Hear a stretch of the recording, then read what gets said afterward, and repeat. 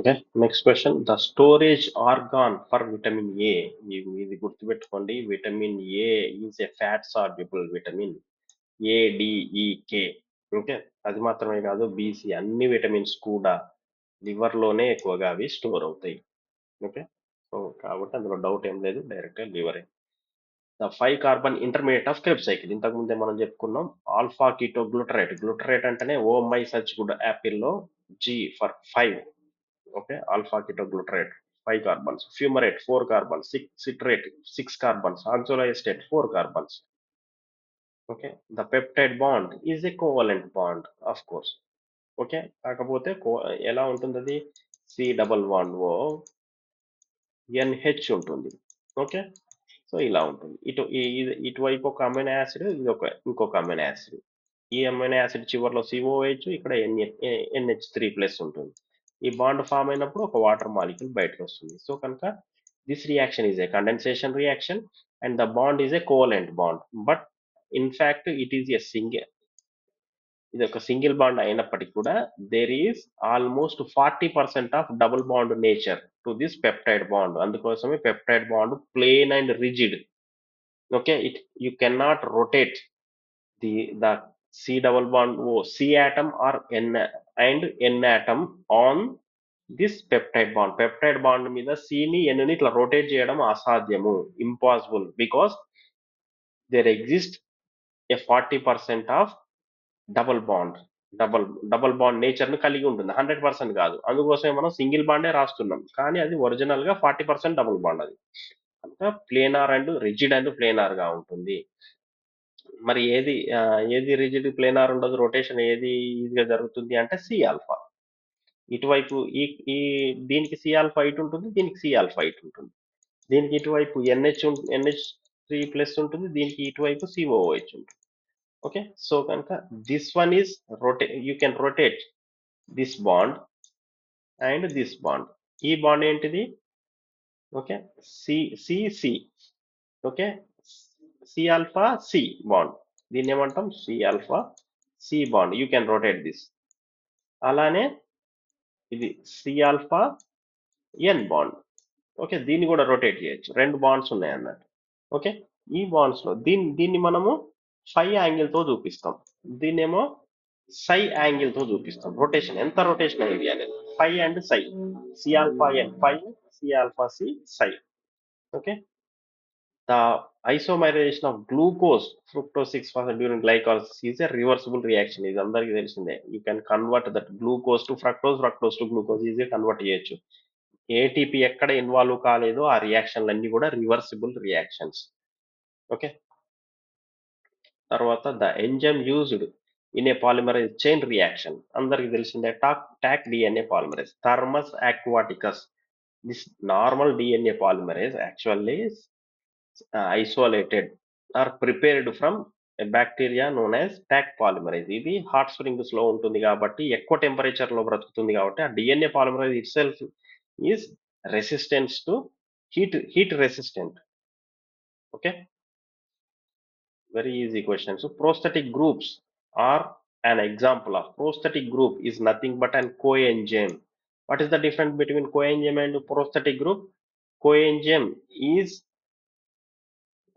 binds to the enzyme with non-covalent interactions. అంటే coenzyme ఈజీగా bind అవుతుంది, ఈజీగా బయటకు వస్తుంది. ఎన్ఏడి ఉందనుకోండి. ఓకే. ఆ ఎన్ఏడి ఏమవుతుంది? ఇక్కడ సబ్స్ట్రేట్ ఉంటుంది, సబ్స్ట్రేట్ తో పాటు ఎన్ఏడి కూడా ఉంటుంది. ఓకే. ఈ ఎన్ఏడి ఈజీగా బైండ్ అవుతుంది, బయటికి కూడా వస్తుంది. సో బయటికి వస్తుందంటే దాని మీనింగ్ నాన్ కోవలెంట్ ఇంటరాక్షన్స్ అన్నమాట. కోఫాక్టర్, కోఎంజైమ్ అయినా కోఫాక్టర్ అని ఒకటే, కానీ కొన్ని సందర్భాల్లో మెటల్ అయాన్ కనుక ఇన్వాల్వ్ అయితే దాన్ని కోఫాక్టర్ అని కొంతమంది అంటారు. Co substrate is also one of the name for this coenzyme. So actual గా ఈ 3 కూడా రైటే. కోఎంజైమ్ అనే ప్రోస్థెటిక్ గ్రూప్ అంటే, బట్ ప్రోస్థెటిక్ గ్రూప్ అంటే ఏంటిది? ఇది పర్మనెంట్ గా దానికే అటాచ్ అయి ఉండాలి కోవలెంట్ బాండ్ తోని. So if it is permanently attached to the enzyme by a covalent bond, it is called prosthetic group. Otherwise, if you can easily remove that coenzyme from the enzyme, then you can call that as coenzyme. So ఈజీగా మనం remove చేసి reversible గా attach చేయడం, remove చేస్తేనేమో coenzyme అంటాం. లేదంటే ఒక్కసారి bind అయిందంటే అలానే ఉందనుకోండి, ఇంకా ఇక అంతే, దాన్ని మనం ప్రోస్థెటిక్ గ్రూప్ అంటాం. హీమ్ ఉందనుకోండి, హీమ్ ఒక ప్రోస్థెటిక్ గ్రూప్ అట్లా. సో కాబట్టి prosthetic groups are an example of ఇవన్నీ కూడా కోఎంజైమ్ అన్నా, కోఫాక్టర్ అన్నా, కో సబ్స్ట్రేట్ అన్నా, ఈ మూడు కూడా ఒకటే యాక్చువల్గా. ఇవి కనుక కండిషన్ ఏంటిది అని అంటే అవి కోవలెంట్ బాండ్ అయితే. సో కనుక ఇది ఒక్కటి దానికి రైట్ పెడితే మూడిటి కూడా రైట్ పెట్టాలి. సో కాబట్టి ఆల్ ఆప్షన్స్ అనేది ఒరిజినల్ గా right answer. Thick layer of peptidoglycans in cell wall is characteristic feature of, ఇది మనకు అందరికీ తెలిసిందే. The differentiating feature, distinguishing feature between gram negative and gram positive. In the gram positive లో peptidoglycan layer thick గా ఉంటుంది. Lipopolysaccharide lipids అనేటివి thin గా ఉంటుంది. పెప్టిడోగ్లైకాన్ గ్రామ్ నెగటివ్ లో రివర్స్ లో ఉంటుంది. ఎల్పిఎస్ థిక్ గా ఉంటుంది. పెప్టిడోగ్లైకాన్ లేయర్ థిన్ గా ఉంటుంది. ఓకే, మనం పెప్టిడోగ్లైకాన్ లేయర్ గురించి పాజిటివ్ అనగానే positive peptidoglycan layer PP, okay, ఎక్కువగా ఉంటుంది. నెగటివ్ లో పెప్టిడోగ్లైకాన్ లేయర్ తక్కువగా ఉంటుంది. మరి ఏమి ఎక్కువ ఉంటుంది? లిపిడ్స్ ఎక్కువ ఉంటాయి అంతే, లిపోపాలిసాకరైడ్స్ ఎక్కువ ఉంటాయి. Fungal spores are produced by sexual method and a sexual method. Okay, so తర్వాత C4 epimer of glucose. Epimer means any single carbon మీద ఉన్న టూ గ్రూప్స్, అది ఏమవ్వాలి? మిర్రర్ ఇమేజ్ లాగా ఉంటే, లెఫ్ట్ ది రైట్ కి, రైట్ ది లెఫ్ట్ గా ఉంటే దాన్ని మనం ఏపీమర్ అని అంటాం. ఓకే, సో అందులో గ్లూకోజ్ ఉందనుకోండి. సో గ్లూకోజ్ స్ట్రక్చర్ ఇది. సో ఇందులో ఎలా ఉంటుంది? ఇప్పుడు గ్లూకోజ్ లో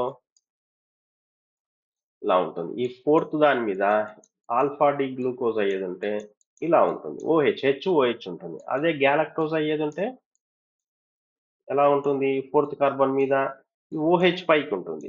సో ఇప్పుడు వీటిని మనం C4 ఎపిమర్స్ అంటాం. C4 ఎపిమర్స్ అంటాం. Okay, so glucose, galactose.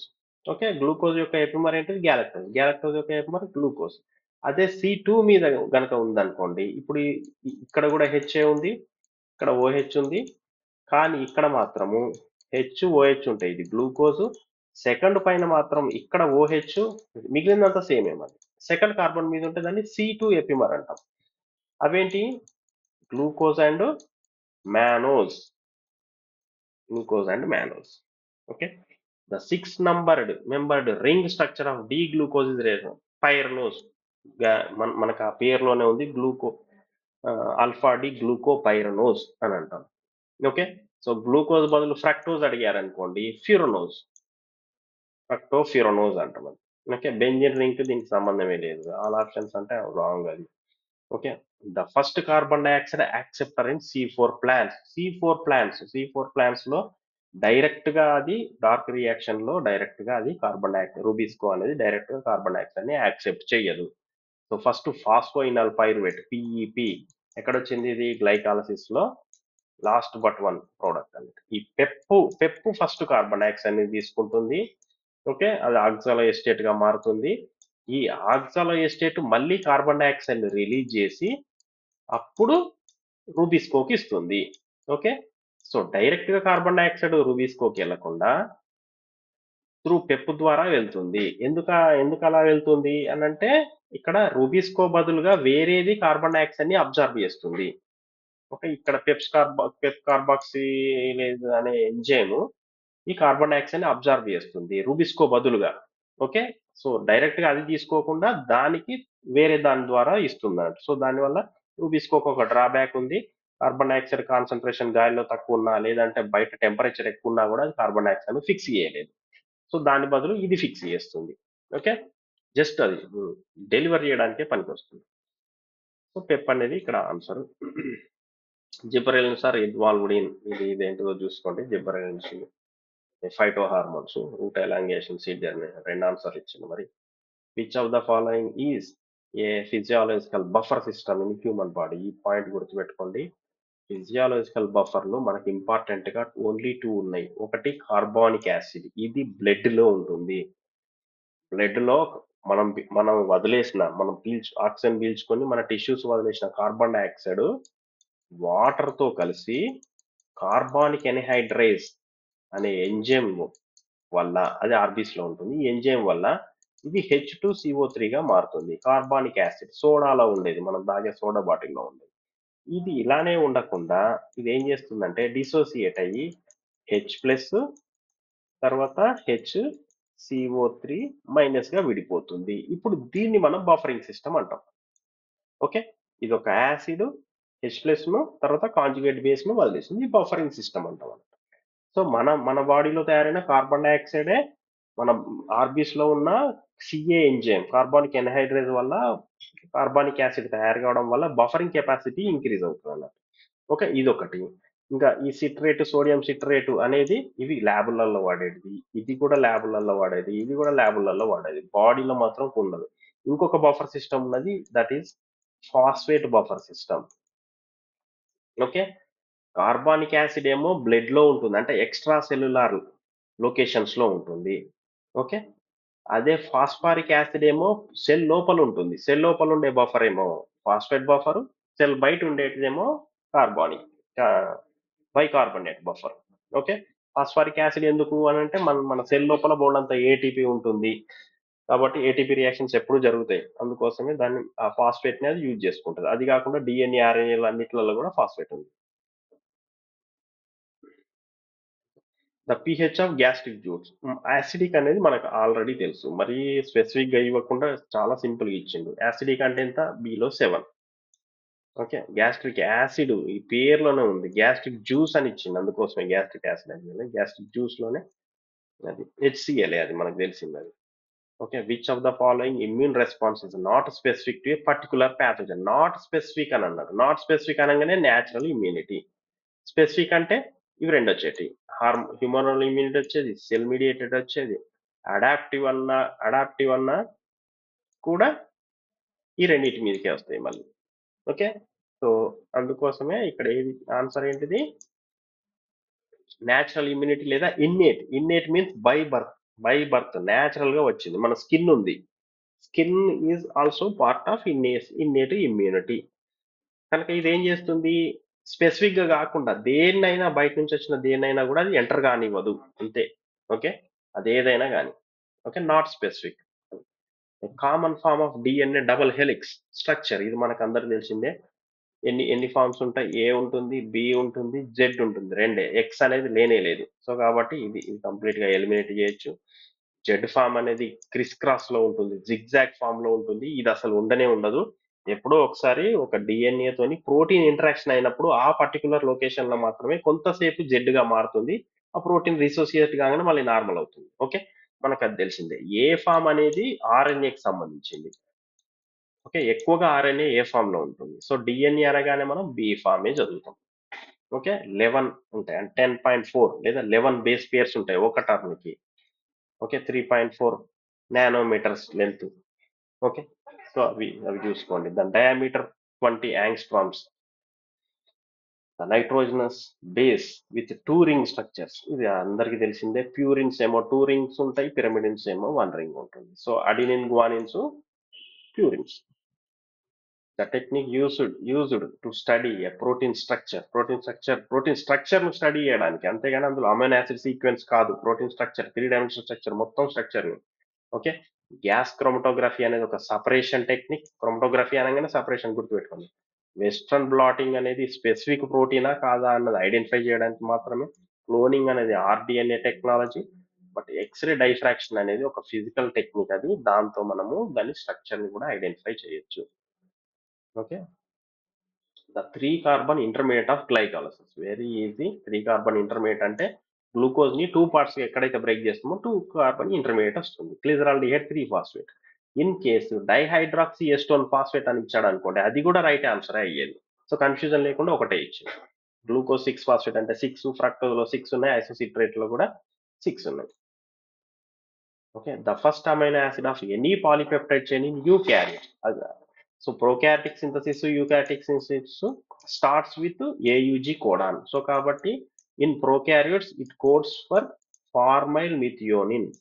In eukaryotes it codes for methionine, only methionine, not formal methionine. So eukaryotes లో మిథియోనిన్ తో స్టార్ట్ అవుతుంది, కానీ అది ప్రోటీన్ సింథసిస్ లో మాత్రమే ఉంటుంది. ప్రోటీన్ సింథసిస్ అయిన తర్వాత మిథియోనిన్ ని కట్ చేసి రిమూవ్ చేస్తుంది అది, కాబట్టి అది ఫైనల్ ప్రోటీన్ లో కనిపించదు, కానీ synthesis starts with methionine in eukaryotes. In prokaryotes it is formyl methionine. Okay.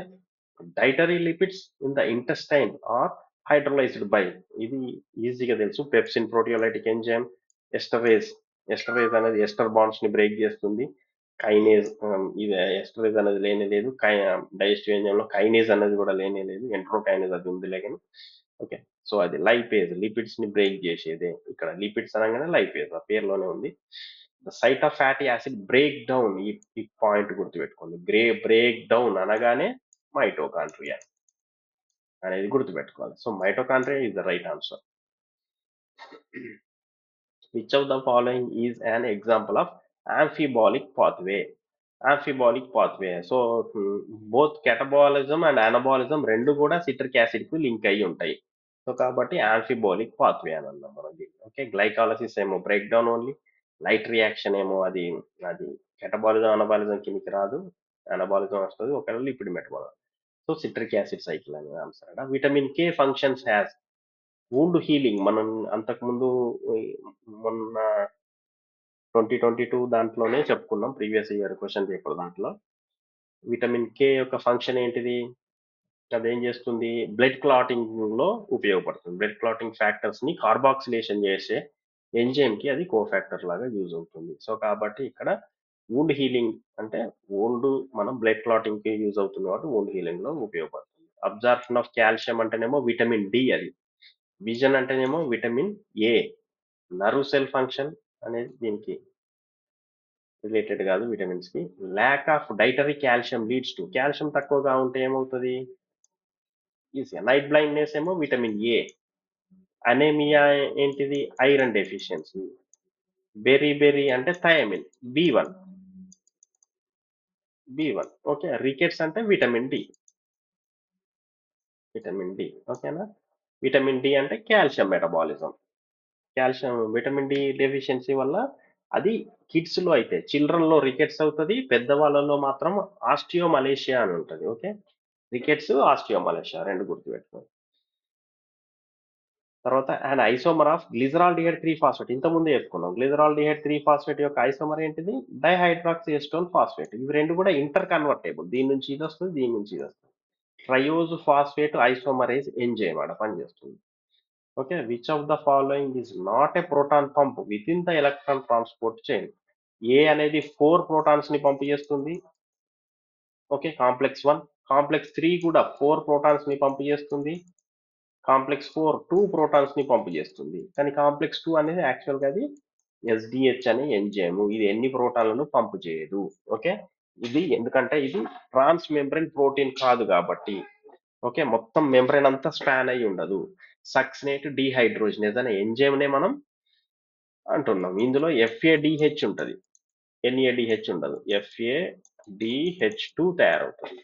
Okay. అందుకోసమే ఇది తక్కువ ప్రోటాన్లను పంపిస్తుంది కాబట్టి ఇక్కడ నుంచి ప్రాసెస్ జరిగితే ఓన్లీ 1.5 ఏటీపీలే వస్తాయి. అదే స్టార్టింగ్ నుంచి అంటే ఎన్ఏడిపిహెచ్ నుంచి కాబట్టి 2.5 ఏటీపీస్ వస్తాయి. Okay. 1 NADPH equal to 2.5 ATPs, 1 FADH two equal to 1.5 ATPs. Urea cycle occurs liver లో వస్తుంది. ఎందుకు? అమైనో యాసిడ్ లో ఉన్న అమైనో గ్రూప్స్ అన్నింటిని కూడా లివర్ కే ట్రాన్స్పోర్ట్ చేస్తాయి. ఓకే. ట్రాన్సామినేషన్ డియామినేషన్ రియాక్షన్స్ వల్ల. Which of the following is not formed during pentose phosphate pathway లేదా HMP shunt? Okay. HMP shunt లో ఏమవుతుంది? రెండు స్టెప్లు ఉంటాయి. ఒకటేమో ఆక్సిడేషన్, రెండోదేమో రీఅరేంజ్మెంట్. ఓకే. ఆక్సిడేషన్ లో వచ్చిన ఏం చెప్పలేదు ఇక్కడ. రీఅరేంజ్మెంట్ లో గ్లిజరాల్డిహైడ్ 3-ఫాస్ఫేట్ వస్తుంది.